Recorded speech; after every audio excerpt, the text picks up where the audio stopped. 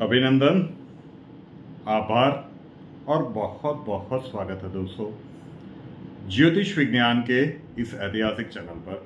और मैं हूं आप सबका एस्ट्रो दोस्त रुपेन आर शाह।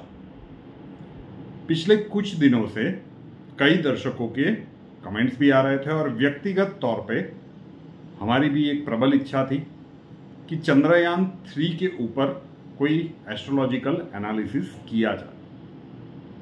चंद्रयान 3 की ये यात्रा क्यों ऐतिहासिक है?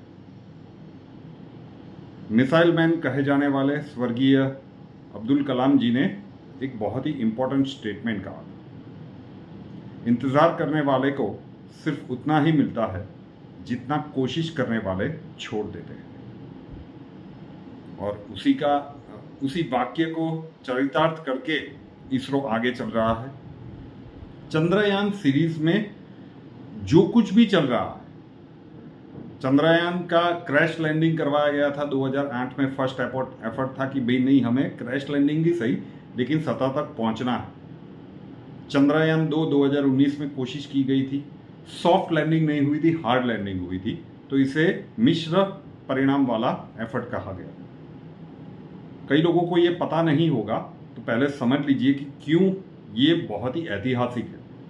अभी तक जितने भी देशों ने करे हैं वो भूमध्य जो उसकी रेखा है चंद्रमा की, उसके आसपास ही किए हैं, और उतना तो भारत कभी भी कर सकता है। भारत जो प्रयत्न कर रहा है वो उसके दक्षिण ध्रुव पर, जो उसकी डार्क साइड है, चंद्रमा की एक ही साइड हम देखते हैं, दूसरी साइड डार्क साइड है, तो उसका जो दक्षिण ध्रुव है वहां पे सॉफ्ट लैंडिंग करने की भारत तैयारी कर रहा है। उसकी ये कोशिश है। एक बार ऑलमोस्ट थोड़ी सी चूक रह गई, तो जितना उसका मोटिव था वो सिद्ध नहीं हो पाया।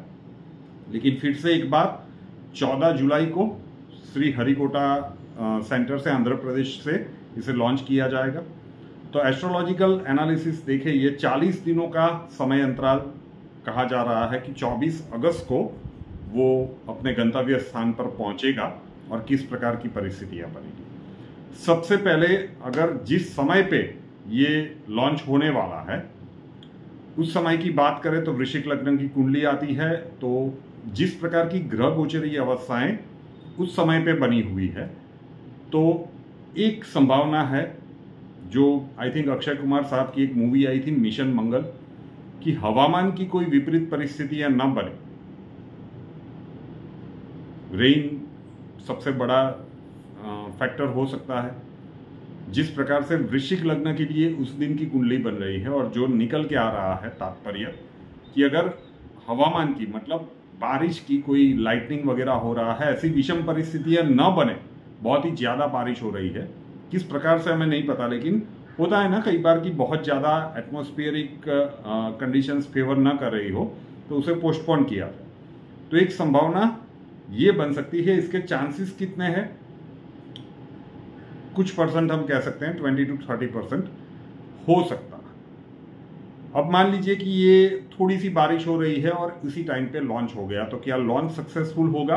उसमें कोई दो राय नहीं कि अगर उसी समय पे लॉन्च हो जाता है तो एक संभावना की हमने बात की कि कोई विषम परिस्थिति की संभावनाएं बन सकती है, और उसके कारण अगर डेट पीछे चली जाए तो फिर बात अलग है। जो नेट डेटा दिखा रहा है कि 14 जुलाई को 2:35 को दोपहर को आंध्र प्रदेश के श्री हरिकोटा सेंटर से ये उड़ान, मतलब लॉन्चिंग का टाइम बताया गया है। उस समय की कुंडली दिखा रही है कि अगर वेदर का कुछ इश्यू नहीं हुआ तो फिर ये लॉन्च सक्सेसफुल रहेगा। सारे के सारे स्टेजेस ये इजीली पास करता जाएगा। कहा जाता है कि लास्ट टाइम की गलती सुधारने के लिए इसमें प्रॉपर रखा गया है, और चंद्रमा के आसपास भी वो 5 राउंड लगाएगा, और जो स्पीड लिमिट थी उसे भी थोड़ा सा एक विंडो दिया गया है कि ताकि सॉफ्ट लैंडिंग हो पाए। वो टेक्निकल टर्म है। 24 अगस्त को किस समय के आसपास वो लैंड करेगा उसके लिए थोड़ा सा वेट करना पड़ेगा, क्योंकि अगर हम कुंडली निकालें तो 24 अगस्त डाल के चंद्रमा की कुंडली तो निकल नहीं सकती, यहाँ पे श्री हरिकोटा की ही कुंडली निकालनी होगी। लेकिन उस समय का वेट करना पड़ेगा। अगर वेदर कंडीशन को अगर हम साइड पे रख दे अगर वो बहुत बड़ा रोड़ा नहीं बनती तो लॉन्च सक्सेसफुल होता हुआ तो दिख रहा है। सारी प्रोसीजर अपने हिसाब से ही चलती जाएगी, लेकिन क्योंकि वृश्चिक लग्न है, वृश्चिक लग्न के लिए 14 तारीख कहीं ना कहीं थोड़ी सी स्ट्रेसफुल दिख रही है, इसलिए हम दो प्रोबेबिलिटीज कह रहे हैं। एक तो इनिशियल स्टेज में वेदर कंडीशन के कारण डिले हो जाए, और दूसरा अंतिम चरण में। क्यों? क्योंकि चंद्रयान 2 में लास्ट मोमेंट पर वो जो सॉफ्ट लैंडिंग का प्रयास था वो मिश्रित रहा था। लैंडिंग हो गई थी लेकिन वो हार्ड लैंडिंग हुई थी। एक प्रकार से कहे तो जो मोटिव था वो सिद्ध नहीं हो पा रहा था, तो उसे सुधारने की कोशिश की जा रही है। तो अब देखते हैं, 24 अगस्त की तारीख बताई जा रही है। अब जैसे जैसे ये आगे बढ़ता जाएगा और जब वो समय निकल के आएगा तो उस समय की कुंडली निकाल के हम परफेक्टली बताने की कोशिश करेंगे कि इस बार क्या हो सकता है। चंद्रयान 2 में भी हमने कहा था कि इस प्रकार की परिस्थितियां बनी थी और वही घटित होता हुआ नजर आया। तो चंद्रयान 3 के लिए इनिशियल ये सर्कमस्टेंसेस बन सकते हैं, एस्ट्रोलॉजिकली हमें ये लग रहा है। और अगर वो क्लियर हो जाते हैं तो फिर लॉन्च और उसके बाद वाली परिस्थितियों में ज़्यादा परेशानी नहीं दिख रही है।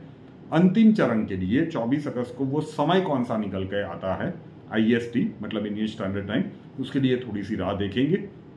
अंदाजित समय वैज्ञानिकों को पता चल ही जाता है और वो डोमेन में आ ही जाएगा, पब्लिक डोमेन में। तब उस समय पे कुंडली बना के हम परफेक्टली बात रखने की कोशिश करेंगे कि लास्ट टाइम जहां पे चूके थे क्या इस बार सक्सेसफुल हो पाएंगे। तो इनिशियल रोड़ा एक वेदर कंडीशन का है और उसके बाद चीज़ें स्मूथ ही दिख रही है। जिस प्रकार की परिस्थितियां इन वैज्ञानिकों ने सोची है उसी हिसाब से गतिविधियां चलती हुई एस्ट्रोलॉजिकली तो दिख रही है। तो आशा रखता हूं कि आपके जितने भी प्रश्न थे उसमें से मोस्टली आंसर मिल चुके होंगे कि लॉन्च सक्सेसफुल होगा कि नहीं। वेदर का सपोर्ट तो डिले होगा, लेकिन उसके बाद भी जब भी होगा लॉन्च तो सक्सेसफुल होता हुआ दिख रहा है।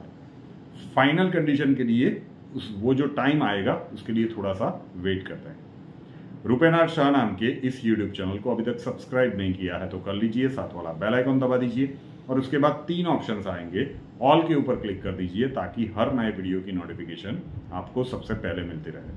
और हमसे अगर लाइफ के किसी प्रॉब्लम के लिए सॉल्यूशन चाहते हैं, स्वागत है आपका। व्हाट्सअप नंबर थंबनेल में दिया हुआ है, कॉल मत कीजिएगा, कॉल्स हम नहीं ले पाएंगे। अपना नाम, बर्थ डिटेल्स और प्रॉब्लम्स डिटेल्स के साथ व्हाट्सअप नंबर 9714443110 9714443110 उसके ऊपर लिख दीजिए। अक्षय जी आपको वहां पे मिलेंगे, प्रोसीजर वहां पे समझा दिया जाएगा। नए वीडियो के साथ फिर मिलेंगे। जय हिंद।